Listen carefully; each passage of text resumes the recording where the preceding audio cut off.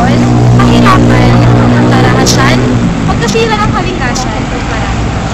Ngunit ang pinakamahirap na suliranin ating kinakaharap ay ang polusyon. Tulad ng maraming suliranin na kahit saan ka man dakong tumingin, ay ito'y ating masusunod. Tulad ng maraming suliranin, kahit saan ka man dakong tumingin, ay ito'y ano nga ba ang polusyon? Ang polusyon ay ang pangunahing dahilan ng pagiging balase ng kalikasan. Ang polusyon ay dahilan ng pagkasira ng kapaligiran, pagkamatay ng mga hayop at halaman.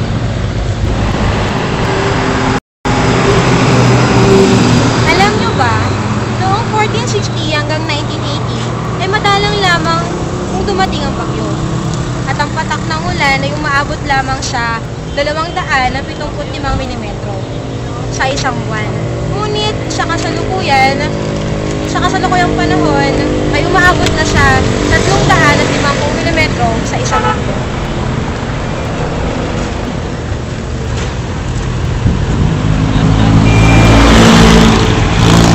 Tingnan nyo, ito ay isang halimbawa ng polusyon.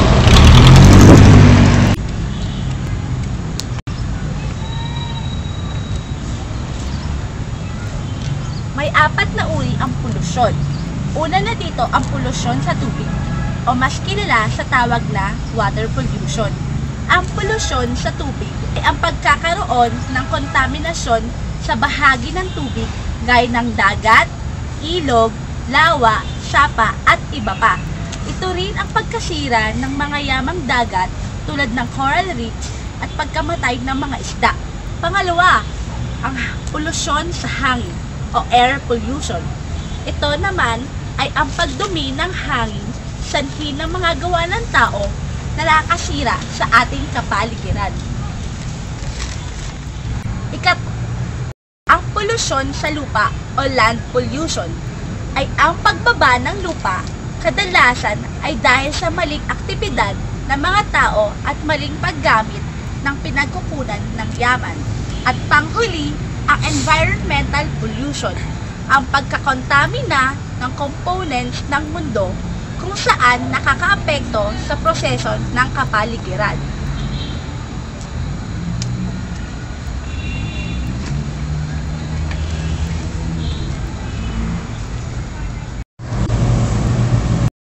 Ano nga bang sanhi ng mga ito?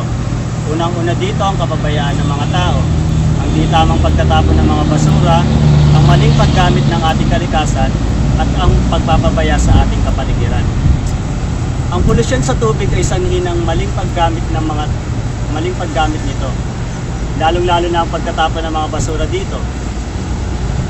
Kung ating titignan ang Ilog Pasig na noon ay napakaganda, ngunit ngayon, tulad na nakikita nyo sa aking likuran, napakadumi na nito. Asul ang kulay nito dati, pero ngayon, kapansin-pansin kulay tsokolate na siya. Yan, tignan nyo. Ang polusyon sa hangin ay sanhi naman ng usok na nanggagaling sa malalaking pabrika tulad dito. So, ang din ito, usok na nanggagaling sa mga sasakyan at sa mga tao tulad ng paninigarilyo na nagdudulot ng madumihan. Hindi naman ang polusyon sa lupa ang kapabayaan ng tao. Ang pagtatapon nila ng mga basura kung saan-saan, pagsasayang ng mga bagay na maaaring pagkagamit at pagsasayang ng pagkain. Ayon sa pag-aaral, 30% ng pagkain na pinuputol sa buong mundo ang hindi nakakain o nasasayang lamang. Ngunit 25% naman ng pupulot sa buong mundo ay nagugutom. Kung tama lang ang pagkakabahagi ng mga pagkain at gamit ay hindi tatambak ang ating basura. At ang huli ay ang environmental pollution na sanhi naman ay ang illegal logging, deforestation at marami pang bagay na gawa din ng tao. Kung ating susuriin, halos karamihan ng sanhi ng polusyon ay gawa ng tao. Anong maaari nating gawin ukol dito? Ano nga ba maaari natin gawin tungkol dito? Ngunit, bakit nga ba dapat tayong gumawa ng hakbang ukol dito? Ano-ano bang epekto ng polusyon sa atin?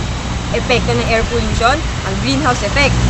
Dulot din ito ang iba't ibang sakit tulad ng respiratory disease. Diarrhea at cholera naman sa polusyon sa tubig. Ang pagbaha at mga landslide at epekto ng polusyon ang pag-iba-iba ng klima at dahil din sa polusyon kung saan ang mga bansang tropical ay nakararanas ng pag-ulan ng nyebe. At ang pinakamalaking epekto ng polusyon ay ang pagkasira ng kalikasan.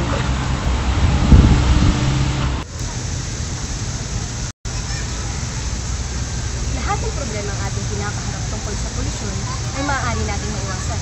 Hindi man natin ito lubusang may titigin, ngunit marami tayong paraan na magagawa upang ito ay mabawasan ang mga sanhi ng polusyon na gawa natin mga tao.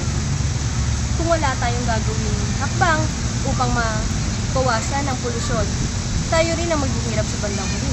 Ramdam natin lahat ang pagbabago. Kailan tayo kikilos? Kapag ba ang pinakahuling puno ay naputol na? O pag ang huling patak ng tubig ay naubos na? Kailan natin malalaman na ang pera ay hindi natin makakain? May mga bagay na tungkol sa ating kapaligiran na dapat natin isipin. Kung ayaw natin humantong sa puntong maruming tubig na ang ating iinumin, kailangan natin gawin ang ating responsibilidad na pangalagaan at panatilihing malinis ang ating kapaligiran. Ika nga sa isang slogan, Save Mother Earth to have peaceful and brighter tomorrow.